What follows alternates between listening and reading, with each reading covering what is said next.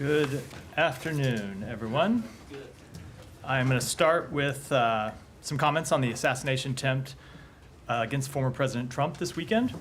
Obviously, most of the work that we do here at the State Department relates to events overseas, and it is rare that I comment on things that happen here at home.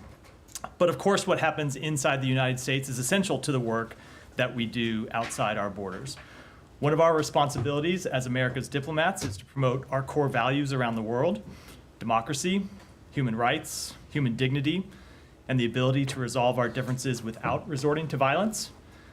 We know today that people around the world, governments around the world, have questions about what happened on Saturday, just as Americans do. And our message to them is simple. As President Biden has made clear, there is no place for violence in our democracy, period.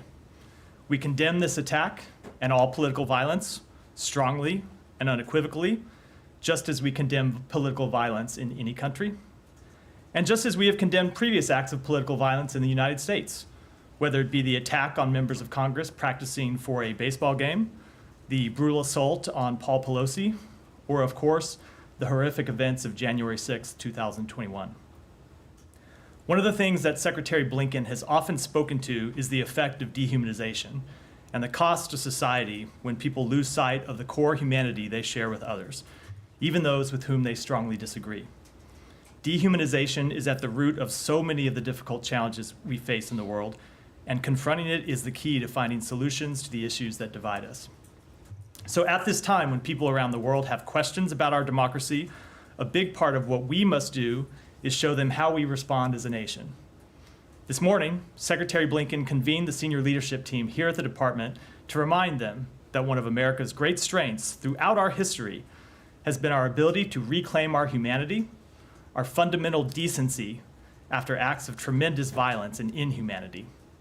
And he asked them to deliver that message around the world, to remind our allies and partners that America has faced trying times before, but that we have emerged from them stronger because of our core values that we share as a nation: a commitment to democracy, a respect for the rule of law, and a common aspiration not to let the things that divide us overwhelm those that bind us together.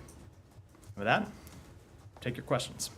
On that, has there been like an ALDAC or something that's gone out to all embassies, or was this just something that he said in the senior staff meeting? There's not been an ALDAC that's gone out. We are going to have guidance that goes out to the field to talk about the events that will be consistent with what you've heard the president say, that we condemn violence, and we'll make that clear to people around the world who have questions. But today he was talking to senior leadership of the department and asking them to deliver that message to their teams. Are you aware of any countries who have specifically asked U.S. diplomats abroad or here?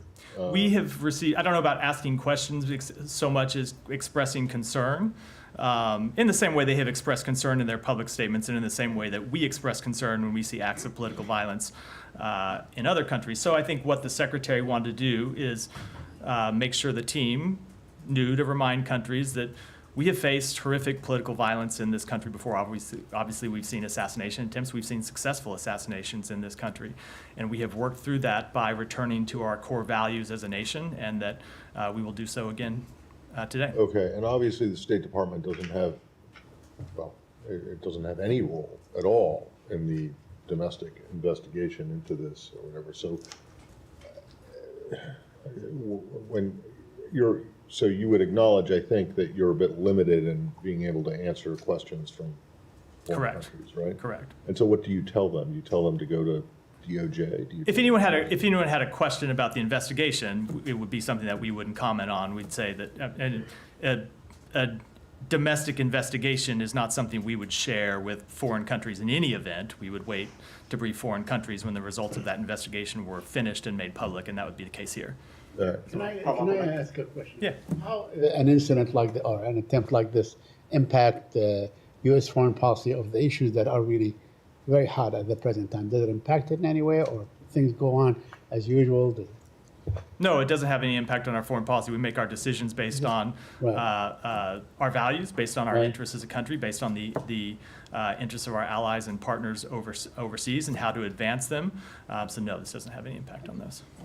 Yeah. But do you have any response to how the Russians reacted to what happened on Saturday? They blamed the Biden administration for creating, quote unquote, atmosphere No, look, obviously, those are incredibly irresponsible comments from the Kremlin, part of a series of irresponsible comments that we've seen them make, and of course, they're absolutely not true. And similar comments we heard from the Georgians. The Georgian Prime Minister called the global war party being behind this attempt in reaction to it. Called what behind this attempt? Global war party, he said. I don't even know what that means. Obviously, the law enforcement authorities have spoken to this investigation, the things that they know and the things that they don't know, and I understand that they will continue to make clear the results of that investigation as it proceeds. And just as the president in his remarks in the Oval Office last night asked the American public not to speculate, not to make irresponsible claims before we know the facts, I think I would extend the same encouragement to foreign countries as well. Please come back to there. Yeah. Bangladesh ruling prime minister criticized that incident happened in Pennsylvania. She categorized that the U.S. is claiming that they're practicing democracy, civilized country, how they shoot an opponent. Is that a shooting to opponent, as she claimed in a press conference? So again, I don't know the full context of that remark, of those remarks, but what the president made clear, what Secretary Blinken made clear in a statement that he put out on Saturday night, what I was just making clear is that we abhor political violence in all of its forms. We condemn political violence in all its forms, and it is absolutely unacceptable. And we are strongest as a nation when we return to our core values of settling our differences peacefully, of respecting the rule of law, and respecting our core democratic rights, values, and beliefs. Later, I will ask one. Okay. Can we go to the Middle East? Sure. Secretary Blinken has met today with Minister Dermer and Advisor Hanegbi. Do you have any readout?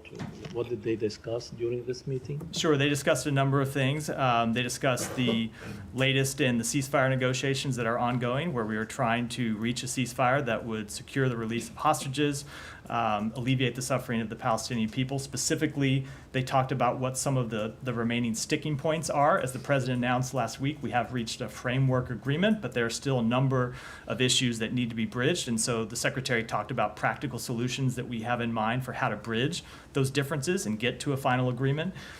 They talked about plans for the day after the conflict and how to establish governance and security in Gaza. And of course, as always, the secretary raised the need to even in advance of a hoped-for ceasefire, do more to resolve logistical issues that are preventing humanitarian assistance from being fully delivered across the Gaza Strip. Did they discuss Lebanon too? They did discuss Lebanon, and the secretary made clear, of course, as he does in all our conversations, that we continue to seek a diplomatic resolution to that conflict. Yeah. One more. Oh, sorry. Sure.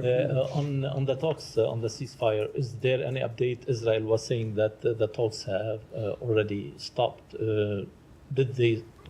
No, we could, the negotiations, I'm not sure the comment to which you're referring, but the negotiations do continue. We continue to talk with the mediators about, as I said, what the remaining sticking points are and some of the practical ideas we have and that others have for how to bridge those sticking points. Thanks. Yeah, so, To follow up on that, I mean, last week you and your colleague expressed hope that we're maybe getting close. That you still feel that way? You still feel that we are getting close? we have certainly made progress. We have resolved a number of the issues. There were some major divides between the parties. We have resolved a number of those. As the president said, we have reached a framework. And we do believe that the remaining issues are issues that can be solved. And we think there are practical ways to resolve them, and we're putting those ideas forward and trying to reach a solution. But as always, that doesn't mean we necessarily will reach one. It takes the parties agreeing to some of these ideas. So we remain optimistic, but also realistic at the same time. So you don't think that what Mr. Netanyahu did, the Prime Minister of Israel, by reversing, a major concession that they made apparently to the negotiators this past, only yesterday or the day before, you don't think that is actually an attempt on his part to scuttle the negotiations, or if anything, just to stall it? So I will tell you what we heard directly from two senior advisors to Prime Minister Netanyahu today. and that is that Israel is still committed to reaching a ceasefire, that Israel wants to reach a ceasefire. Obviously, they want to protect their interests. We understand that as part of the negotiating process, but they do want to reach a ceasefire and are committed to these negotiations. As I said, there are a few remaining sticking points, and we're working to try and resolve those, and we're committed to trying to do that. You don't feel that the attack on Mawasi that killed close to 100 Palestinians, injured about 300 others, and so on, under the pretext of targeting Hamas leaders, which is really a very A convenient. pretext is a big word, Saeed. I Under just the pretext. I mean, want to okay, make sure that's we have I just to- want to make sure that's the word you mean. Okay, I mean, under the claim Okay. that they were targeting Hamas leaders, which they never have to prove anyway. They can say, we know that this X person was there and Y person was there, so we target them, we kill all these people, then nobody's going to ask us. And the most they can do is just, we will launch an investigation, which we never hear the results of. So you don't feel that such a crime, really, using F-35 to bomb two places, one of them against the respondents, the first responders and so on, while the other was going on. You don't think this is an attempt by the Israeli government to just basically say, you can go, fly a kite, so to speak, So when it comes to the negotiations? Saeed, if you were the representative of the Palestinian people charged with negotiations for this ceasefire, is the idea that the loss of civilian life would make you less committed to reaching a ceasefire? I guess I don't understand the logic of No, the I'm question. not talking about the Palestinians. No. I'm just saying that if the idea is somehow that this strike and the loss of civilian life would somehow jeopardize negotiations for a ceasefire because the other side wouldn't want to reach a ceasefire, I don't think I understand the claim. No, I think what we have seen in statements and indeed in the negotiations that Hamas is really, at least it appears to be committed to the negotiations and so on. But what we have seen is a pattern by the Israeli government that every time we get close to the results, we get something like this, we get a bombardment that, in the hope that it will scuttle, and leave it, to keep the onus on Hamas, so to speak. So we're not concerned about the Palestinians are committed to this ceasefire, but are you certain that Israel is committed to the points that were, stated by the president on May 31? They are committed to the proposal that they put forward, that the president publicly described on May 31st. They have said that publicly. They have affirmed that to us privately. And they have committed to trying to work to reach a ceasefire and bridge the remaining differences. And that work is ongoing. It was ongoing here inside our building today. If I might follow up on that. Go ahead. Didn't you just Go ahead. justify political violence? Go ahead. You just justified, you said Hamas should Okay, negotiate. Hamas should negotiate. there are people in this room. You just justified. There are people in this room who come and raise their hand and ask questions, and I'm going to call on them. Go ahead, please. Please. Thank you, ma'am. I just want to follow up on your answer to Saeed about the reported in Israeli media that the Benjamin Netanyahu and his government is trying to sabotage the negotiation every time we reach to a point when it's closed. And I remember there was so much hope when you received the latest Hamas proposal, and there was statements from the White House and the State Department, but we heard over the weekend, either from sources in the Israeli media or from Mr. Netanyahu in his press conference, that he is not budging. He will stick to the letter of the proposal of the May 31st, and sources also in the Egyptian side said that the Israeli delegation is just stalling. There is a discord among Israelis, and they also said that the negotiation is in a dead end. So we often see reports out of the negotiations, and I will just, without attributing anything to those specific claims, note that oftentimes the reports we see from the parties involved in negotiations don't reflect reality. Sometimes you see people make claims to try to leverage or try to increase their leverage in the negotiations. That said, we continue to hear from Israel directly that they want to reach a ceasefire, and they're committed to the proposal that they put forward. Now, does that mean that they're going to agree to everything that gets put forward by the other side? Of course not. And the same is true in every negotiation. That's why you have a negotiation, is try to resolve differences, and that's what we're trying to do. I will say, on behalf of the United States, we continue to push so hard to get a ceasefire because we see the horrific human tragedy that's happening inside Gaza. We see the civilians who continue to die. And we want to resolve this conflict as soon as possible. We want to get a ceasefire, and we want to turn that ceasefire into an enduring calm. We want to turn that enduring calm into an end to the war and lasting peace and stability. So it's a long way of saying there are differences we have to bridge over the coming days and weeks, and hopefully we can do it as soon as possible to get to a ceasefire, and we're committed to doing that as a first step in trying to resolve this conflict once and for all. Mr. Netanyahu, in his press conference, also put 5 red lines. He stated them. One of them is what been understood to be that Israel has to stay in the Philadelphia corridor. Is that something within the May 31st? So, as I have said on previous negotiations, I don't want to negotiate this in public. I will just say, with all of the issues that remain, we believe that there are ways to bridge the divides between the two sides. That pertains to all of the remaining issues. I'm not going to get into how we would do that or what they might be, but that's what we're committed to trying to do. Thank you. Janie. Thank you, Matt. Excuse me, 2 questions. At the U.S. and ROK summit last week, a joint statement was issued regarding nuclear deterrence and approval of nuclear operational guidelines between U.S. and South Korea. In response, North Korea said the joint statement was an illegal document and criticized the U.S. and NATO for being more dangerous. How will you react to this? Of course, that is not accurate. NATO remains a defensive alliance. And as always, I'm not going to respond to every provocative and inaccurate statement by the government of North Korea. And another one, military cooperation between North Korea and Russia, and Putin's recognition of North Korea as a nuclear state have made it difficult for North Korea to engage in dialogue to give up the nuclear weapons. Are there any change in United States foreign policy to resolve North Korea's nuclear program? No, we remain committed to the full denuclearization of the Korean Peninsula. So I would still expect North Korea come up to talk with the United States for this regarding. There has been no change with regard to this policy. Yeah. Thank you. Israeli Finance Minister Smotrich today opposed releasing Palestinian prisoners as part of any, potential Gaza ceasefire agreement.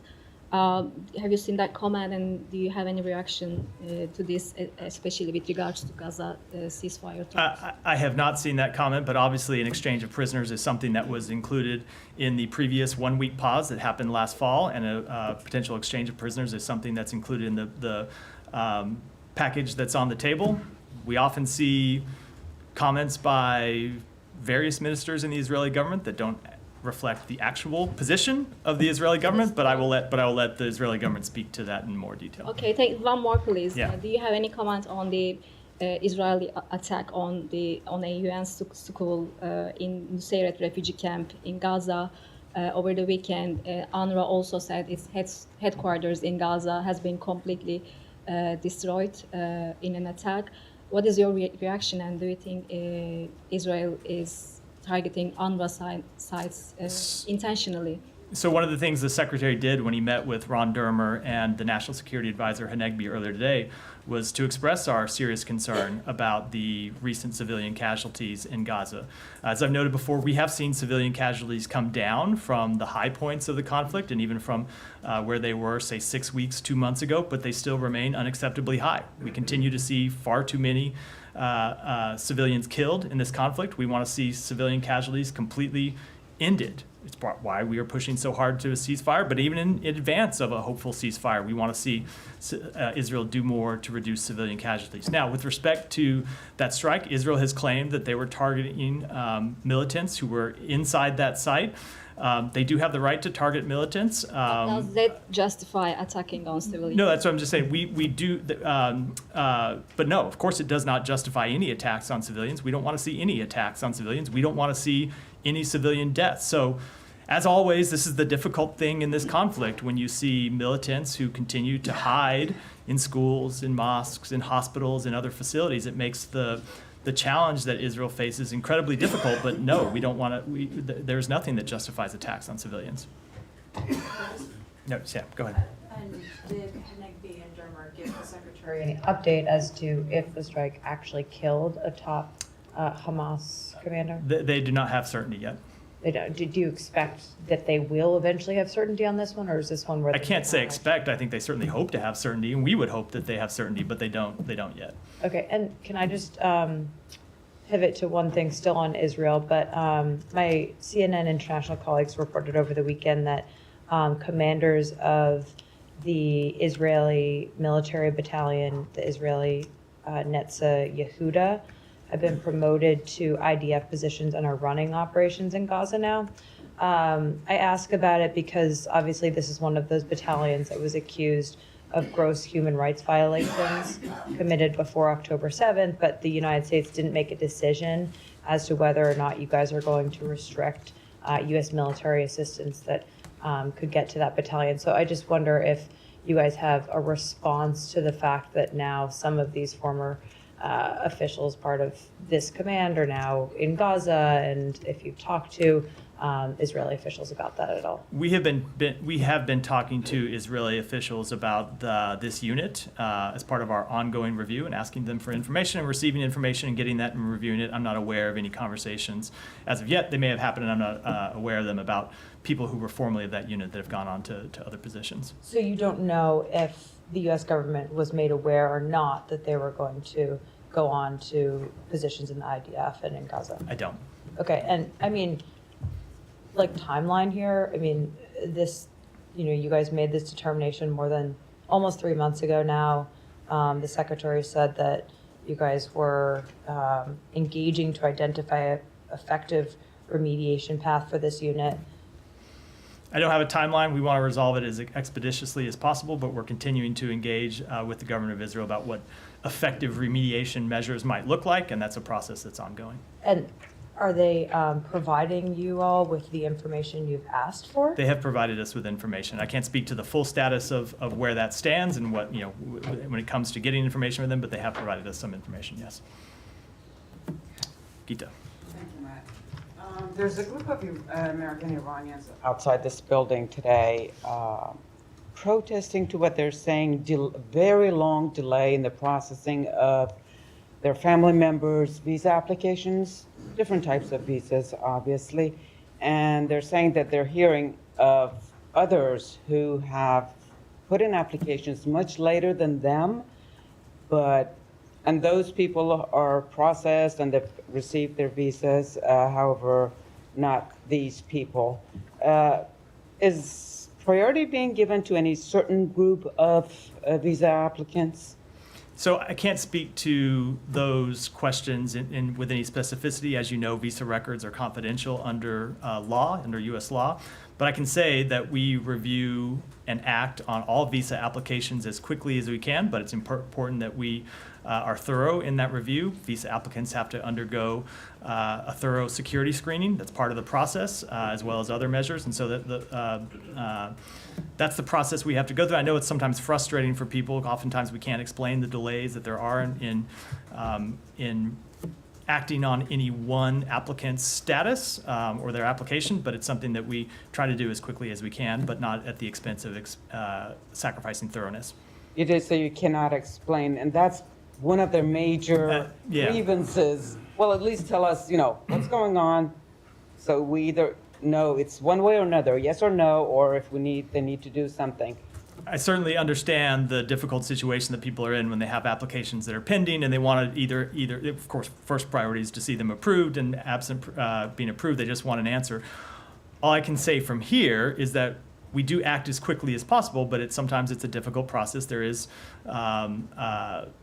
security screening that we have to go through and other steps, and so we take those measures as quickly as we can, but our first priority is to make sure that we're thorough.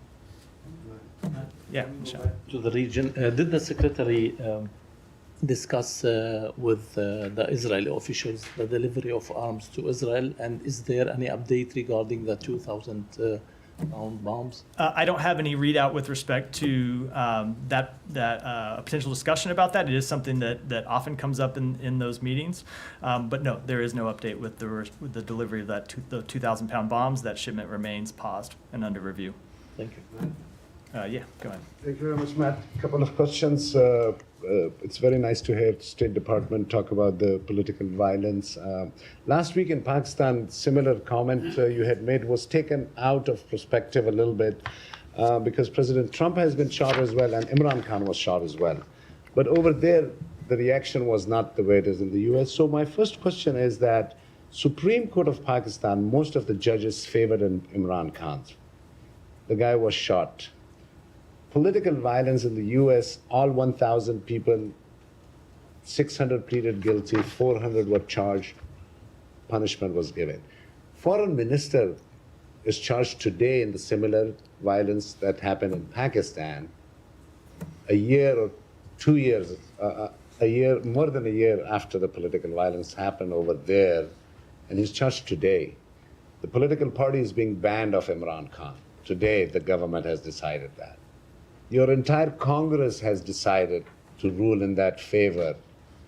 And I have been asking you these things for a year and a half, these same questions. But over there, you are not making the comments that you make here for democracy, political. Why is that? So I guess I'm missing what the actual question was So the question here. is that with an ally like Pakistan, why do you not have the same feelings of either political violence or democracy or the rule of law? So I think you have missed the very many times I have addressed this exact question from this podium, where I have said, of course, we abhor political violence in any country, including Pakistan, and have spoke out against it and condemned it.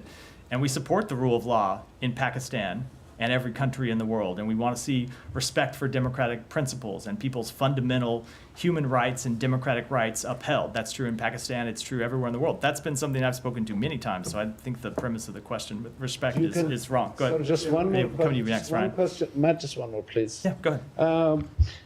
In Pakistan, there was a funeral procession of an Afghan poet.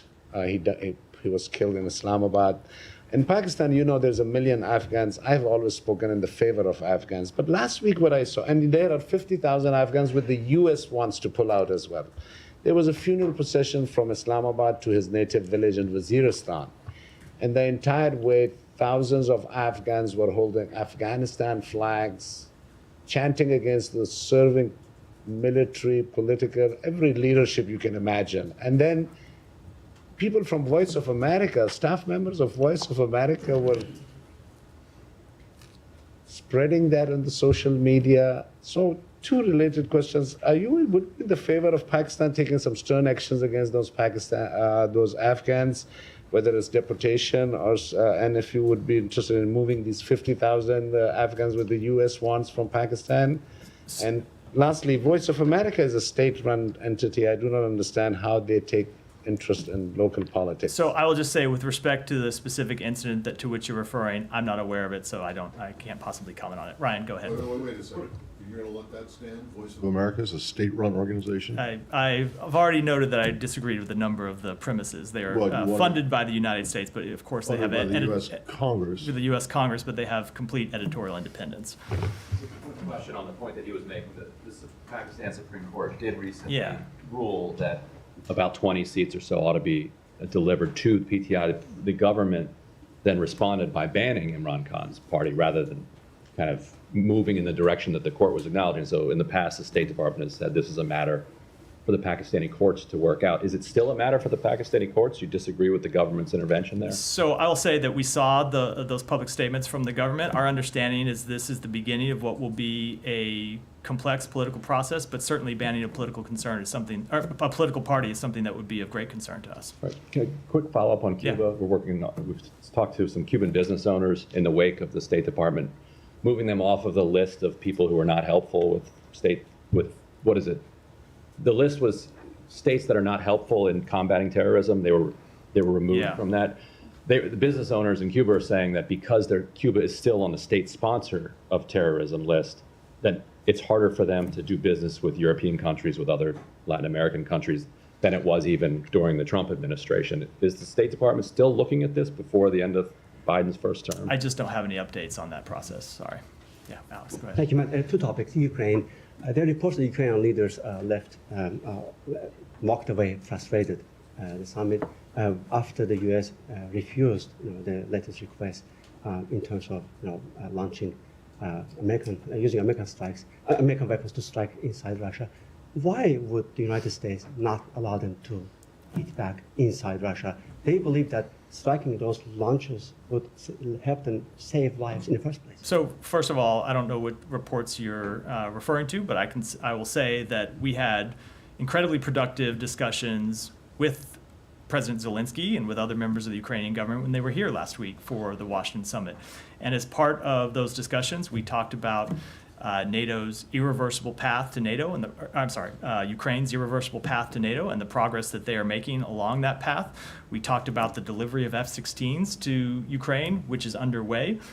We talked about the fact that we are providing them additional air defense systems, something that President Zelensky had specifically asked for, and that we were able to do both from our own stocks and from marshaling the coalition that we have assembled all around the world. With respect to the question, the president actually got this question at his press conference last week and spoke to it quite directly.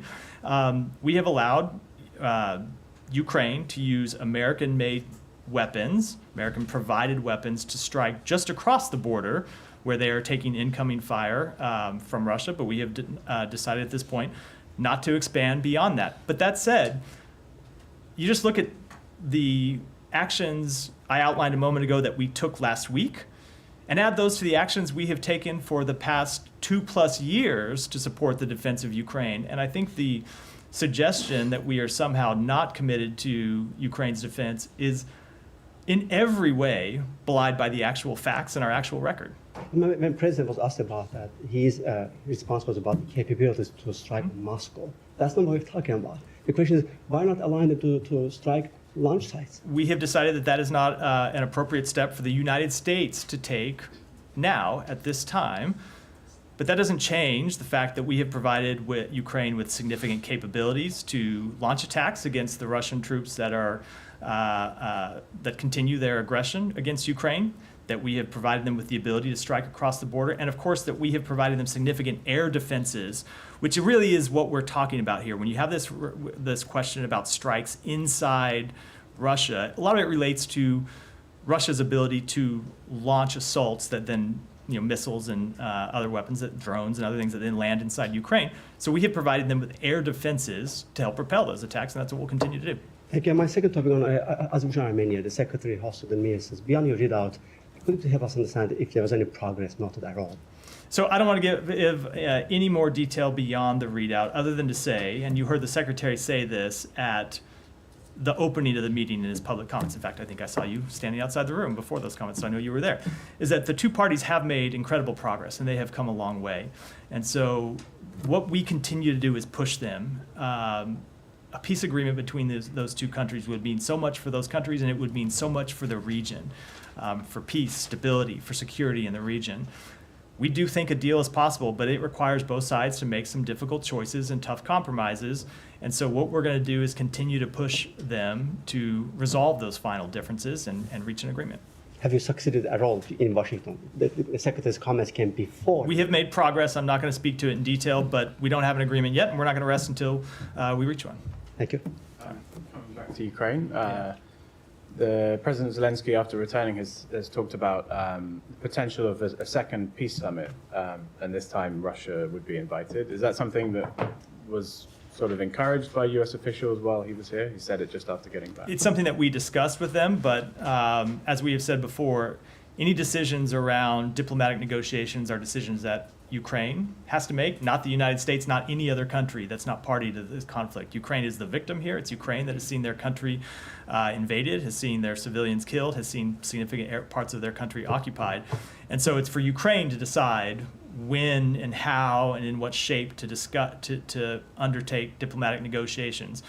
As their partner, as their backer, we will support them if that's the path that they choose to take. We have always made that clear. And I will note, and this kind of goes to how the Kremlin has responded, at least initially, to those statements from Ukraine. We always supported diplomacy when Ukraine is ready, but it has never been clear that the Kremlin is ready for actual diplomacy. That was clear at the beginning of this war when we were pursuing diplomacy, and the Kremlin pulled a plug on diplomacy and invaded. And it seems to remain true today, but we will continue to stand with Ukraine, and if and when they believe further diplomatic steps are with Russia are appropriate, we will support them in that decision. That is a change. That previously they held a peace conference and didn't invite Russia. So doesn't that show an unwillingness from the Ukrainians to engage in sort of, you might not agree on everything, but you could at least bring them to the table. So I guess correct, but the difference is there's just a fundamental difference between Ukraine and Russia in this conflict, in that one is the aggressor, one's the victim. And so we do look at the victim differently than the aggressor, right? It's just a fundamental fact of this conflict, that it was Russia that launched this war, Russia that is occupying Ukraine, Russia that continues to launch assaults, Russia that can end the conflict today by withdrawing back to their borders. And so, of course, we look at them differently because one has the moral high ground and one does not. But our position with respect to negotiations hasn't changed, and that's if and when Ukraine is ready to pursue either direct negotiations or direct diplomacy or some other form of diplomacy, we will support them in that decision. And from this administration's point of view, there's basically no point at which you would tell Ukraine that you need to come to the table now. That's never going to be. I guess I'm asking because depending on who might be the vice presidential pick for the Republican nominee, and things that the Republican nominee has spoken about Ukraine, it seems like there's a reasonable possibility, depending on which way you think the election's going to go, that early next year the situation's going to look quite different. So from the Ukrainians' point of view, do you think they might be responding to U.S. political realities by making this step? I am not going to speculate or comment in any way on why the Ukrainians might be making that decision, other than to say that lots of times you hear people say, we want to see peace in Ukraine. Of course, we want to see peace too. We want it to be a just peace. Not just any peace, but a just peace and a lasting peace. And so we'll support Ukraine in the decisions that they make to try to achieve that just peace. Can I follow up on Yeah. that? Obviously, he's talking about a summit, which we're talking about the month of November, so. Anything else happening then? Exactly. But just to follow up on that, I mean, the new thing is that the Ukrainian president is saying the Russians should be at the table. So, I mean, the question, and which is different from the summit in Geneva or next to Geneva or wherever. So, do you support that? Yes or no? I mean, we support the government of Ukraine and make it. So again, it is not a decision for us to make, right? That's I'm not trying to be cagey. It is a decision for. It has always been our view that decisions with respect to diplomacy around this conflict need to be decisions made by Ukraine, where Ukraine is in the driver's seat. And so, if they want to invite Russia to that summit, of course that is something we support. That's a decision that they, as a direct party to this war, as the country that's seen their borders invaded, their people killed, they should make, and we will support them in it. The Russians have always said that they actually support, and they were close, in fact, to reaching an agreement with Ukraine back in April 2022, that before Mr. Boris Johnson scuttled the whole deal. Do you have any comment on that? I mean, that was their position all along. That is not the first unreliable is a generous way to put it. That is not the first statement we've heard out of the Russian government that does not comport with the actual facts. Thank you, Matt. Tens of thousands of students have been protesting for last few days in Bangladesh, demanding the abolition of quotas in favor of a merit-based system for civil service jobs. The ruling party's wing, Bangladesh Chhatra League, has attacked the protesters, injured around 500 students just after the ruling prime ministers threatened the protesters. They also attacked the students, those who are entering the emergency room for their treatment. So what is your stance on those ongoing massive protests in Bangladesh? So we are aware of and are monitoring reports of widespread student protests in Dhaka and around Bangladesh that have killed 2 and attacked and injured hundreds. The freedom of expression and peaceful assembly are essential building blocks of any thriving democracy, and we condemn any violence against peaceful protesters. Our thoughts are with those who have been impacted by this violence. Thank you. Thank you, Matt. A meeting was held a few days ago in Cairo regarding the arrangement of boarding between Egypt and Israel and the United States. While Egypt insists Israel to withdraw from Philadelphia corridor, Israel is stay there and control over this area. There is any new arrangement regarding this issue? No new agreement, but it is something we are working on. Israel has very real security concerns about the Philadelphia corridor. That was a chief, if not primary, smuggling route for Hamas to get weapons into Gaza that they used to launch the attacks of October 7th, that they used to launch rocket attacks against Israel, that they used to oppress the Palestinian people. So it is important that that smuggling of weapons into Gaza be resolved. It's also important that we find a way to reopen the Rafah border crossing. So we have been in talks with Egypt and with Israel about how to accomplish all those objectives, but I don't have any announcements to make today with regards to any agreement. It's something that we're continuing to work on. Okay. Next question, please. When will the United States condemn Israel targeting of civilians in Gaza, especially considering that U.S. administration is providing Israel with the weapons that killed the Palestinian civilian? We are incredibly troubled by the ongoing deaths of Palestinians in Gaza. I've made that clear. I spoke to that earlier in the briefing in response to a question from one of your colleagues. Yes. As I said, it's an incredibly difficult situation. It remains an incredibly difficult situation.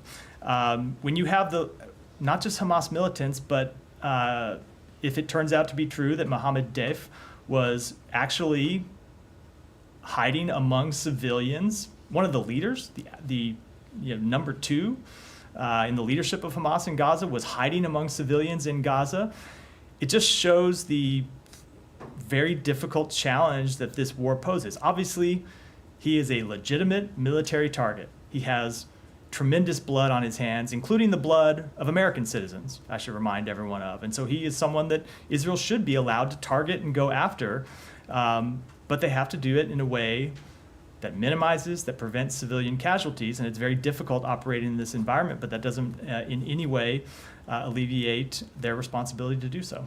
But is this justify to kill civilians, children? There is no justification for the death of civilians. No, absolutely not. We don't want to see any civilians die. There is justification for strikes on military targets and militants, including the leadership of Hamas. And those are strikes that we support, but they need to be carried out in a way that, to the maximum, to the furthest extent possible, minimizes and prevents civilian harm. That is what we continue to press upon the government of Israel. As I said earlier, civilian casualties have come down fairly significantly from earlier in the war, but they still remain unacceptable. And that is why we continue to push for a ceasefire. It's why a ceasefire is so important, because then you wouldn't have kinetic activity inside Gaza that was leading to these civilian deaths day after day after day. You would have a pause in the conflict, a ceasefire that hopefully we could widen into an actual end to the war. And also Israel needs strong words from United States to condemn killed civilian, not only not allowed. And I think I just made very clear that we are incredibly troubled by the deaths of civilians. And I can tell you, Secretary Blinken made that very clear in his meeting with senior Israeli officials earlier today. But the United States wouldn't do something like this. I mean, there was time and time again that they actually held back striking, both in Syria and Iraq, because some civilians were compromised. They have done that a number of times. So would the United States do what Israel just did? I cannot speak to the exact circumstances about how targeting decisions are made. I spoke to the principles that we believe in and will continue to. Go ahead. Sir, the Pakistani government has announced a ban on former Prime Minister Imran Khan's political party, Pakistan Tehreek-e-Insaf. The information minister says that Imran Khan and his political party involved in anti-state activities. You always talk about democratic values. What are your thoughts when you see such kind of undemocratic moves in a country like Pakistan? I don't know if you walked in late, but I got this question about 10, 12 minutes ago from Ryan and spoke to it. He was mixing up with many questions. So What's that? Oh, well, it's okay if you were surfing your phone instead of listening to my answers. It's fine.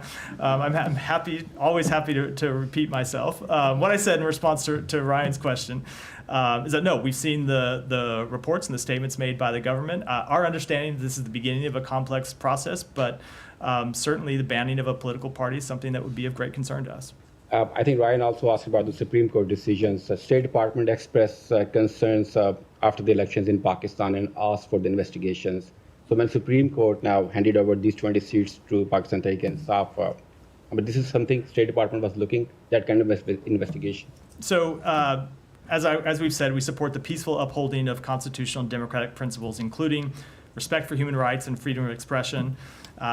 We support democratic processes and broader principles, including the rule of law and equal justice under the law. And as those internal processes continue to play out, we will monitor these decisions and further decisions by the So courts. after Indian Prime Minister Modi visit to Moscow, both the countries decided to boost their trade relationships, and stats shows that last year the trade was $65 billion. President Zelensky, in his statement, termed this a devastating blow to the peace efforts. What are your comments on this multi-billion-dollar trade and Zelensky remarks? So India has a long-standing relationship with Russia. I think that's well known.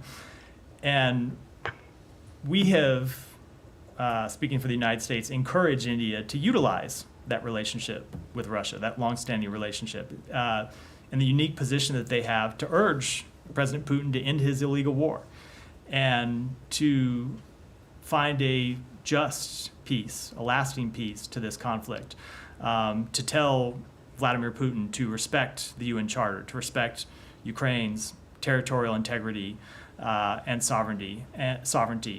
And that's what we'll continue to impress upon the government of India, who is an important partner of ours when it comes to their relationship with Russia.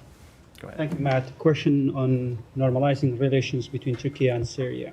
There is a lot of discussion on that issue in the region, and Iraq has took initiatives to set up a meeting between Ankara and Damascus to normalize relations between Turkey and Syria. How do you see that, and will that affect your policy towards Syria, especially to northwest Syria? Let me take that question back. And another question. Yeah. Recently, Iraqi foreign minister, he was in Washington and he talked to the press. He said that there is a lot of engagement and discussion with the U.S. about restrictions on the U.S. Iraqi banks, U.S. restriction on Iraqi banks. And they are requiring and requesting the U.S. to remove these restrictions. Do you see any positive signs from the Iraqi banks that they changed their behavior, their links with the Iraqi militia groups, and sending dollars to Iran? I think that's a question I'm going to refer to my colleagues at the Treasury Department. And with that, we'll wrap for today. Thanks, everyone. Thank you.